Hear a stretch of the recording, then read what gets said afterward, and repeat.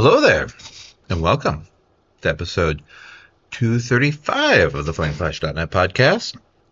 We're going to do things out of order this time because, well, I just want to.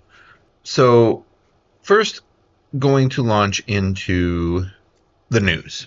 And it's been quite the weekend.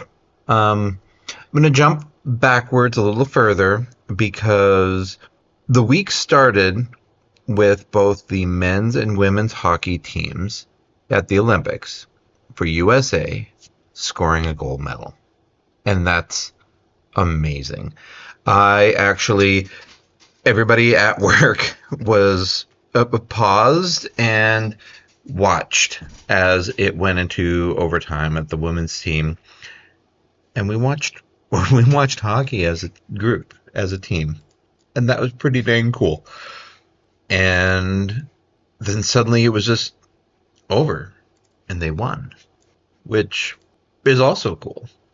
And then the men's team won, and then the men's team win was corrupted by President Trump calling them and congratulating them and joking about the fact that he was going to begrudgingly invite the women's team to the White House, but also invited the men's team. The women's team turned them down. The men's team shows up for the longest on record State of the Union address that came on Tuesday. And I'm not really going to discuss the State of the Union much because he didn't say anything new, really. It was all...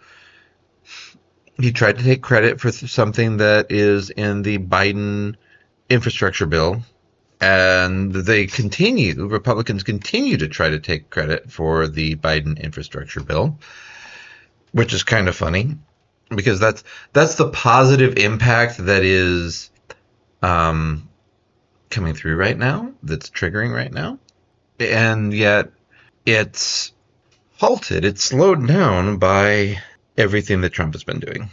And like we discussed tariffs last week. This week, I should mention probably that Kash Patel was caught partying in the locker room with the men's hockey team. If you've ever seen that meme of a guy winning a medal and celebrating wildly, even though he hadn't actually won, same energy, exact same energy.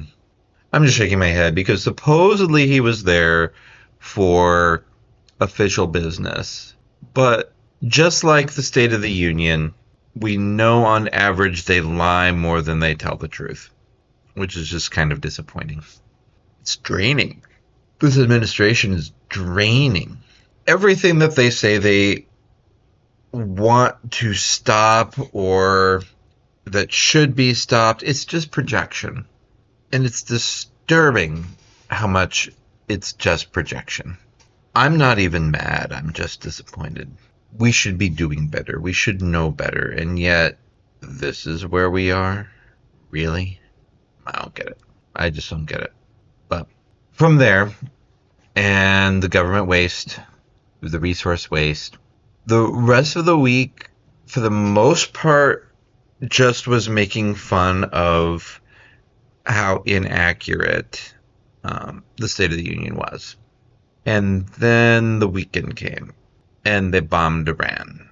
A U.S. and Israeli joint military operation successfully killed the leader of Iran. And Iran has since been firing off missiles and attacks in the region at American allies. UK has been hit. Over 2,000 flights have been canceled across the Middle East. It's pretty nightmare scenario type of thing. The Dow took a hit. Oh, look, it's not over 50,000 anymore. And then gas prices are going to start shooting up like nobody's business. So brace yourself for that.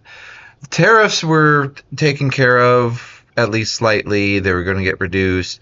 So I guess because Trump wasn't satisfied with people suddenly making more money, he decided to start a foreign war in the Middle East, and now gas prices are going to go through the roof. So be prepared. Brace yourself. Maybe put off that summer vacation that you had planned, or spring break plans, or take public transit if you can.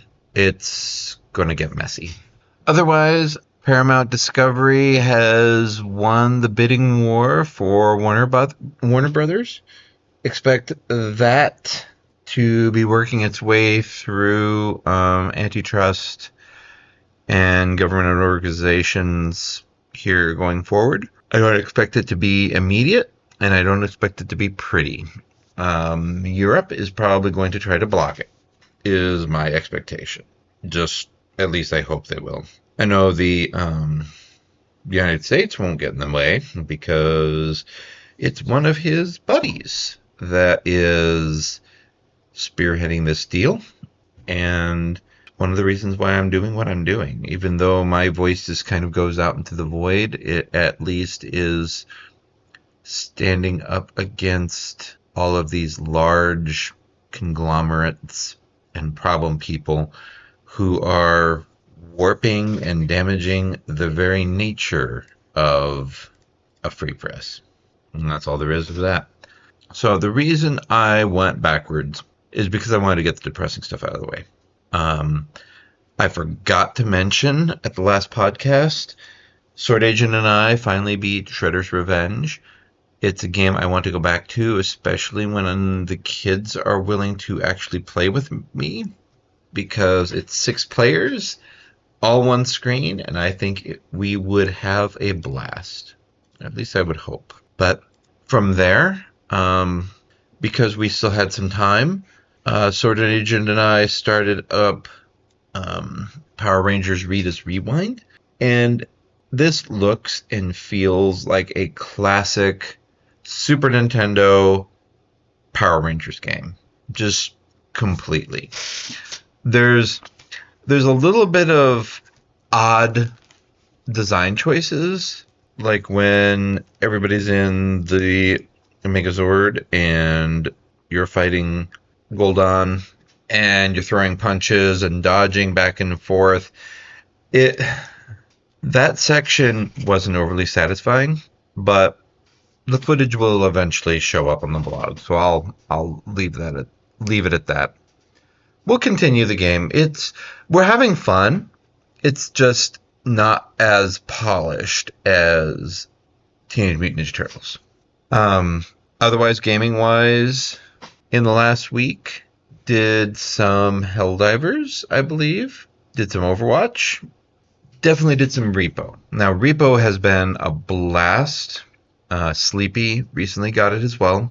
So the family unit between Sword Agent, Fox, Mordecai, Sleepy, and then myself, that's a 5-man Repo team.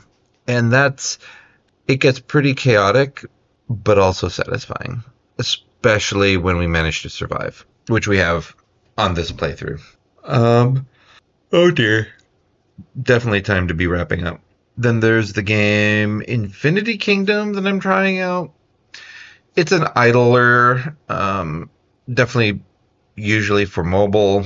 Speaking of Whiteout Survival, still going strong as far as I'm concerned. I'm enjoying it. I'm playing with other people that I know through, well, mostly sister, and then she knows some other people that are playing. So I am in her alliance, and that's fun. That's fun having something extra in common with to discuss. The biggest thing is probably World of Warcraft. World of Warcraft Midnight is coming next week. I got to play a tiny bit for the pre-release, and I'm going to leave it at that because I don't want to spoil anything for anybody. Seeing the up-resed, redone Silver Moon, I look forward to diving in with Mordecai, hopefully next weekend, and we'll go from there. And speaking of going from there, I think we'll close out. So this has been Flameflash.net podcast. episode 235. So, just as a friendly reminder, my words are my own, and freedom and autonomy are the rights of all sentient beings. Feel free to leave a comment on the blog, podcast at flameflesh.net, or YouTube. You can find me all over the place. And with that, we'll say goodnight.